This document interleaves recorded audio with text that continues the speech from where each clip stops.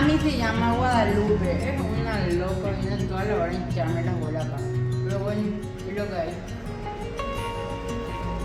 Peor sería no tener a mis, ¿verdad?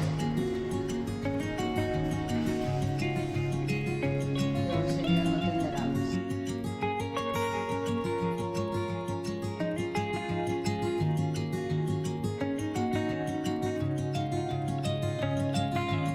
Vamos a la fisio, tía Andrea.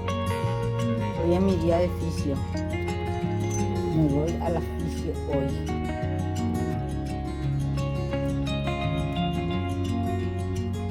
Saludos a todos. A todos esos que quisieran hacerme eutanasia. Saludos, mami. Acá hay compartición únicamente. Chiquititas y mamá comparten el colchón, no tienes cara. Miss Sara,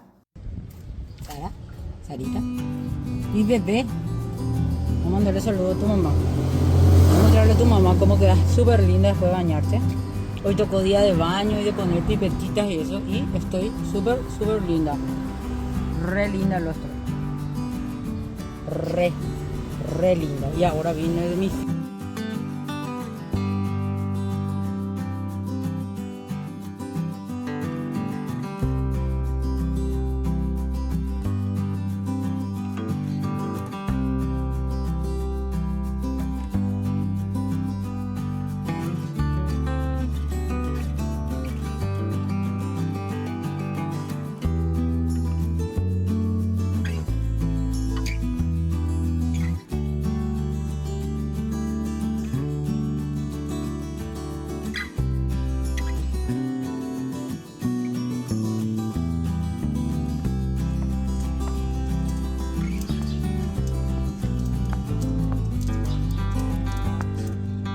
Muy bien, Sarita.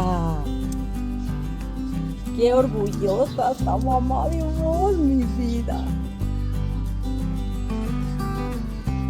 Sarita.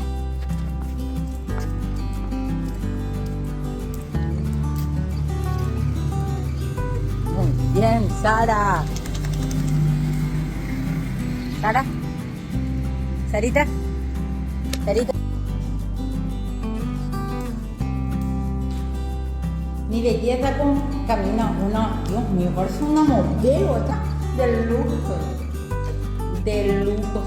que ponaje de luz, completita soy.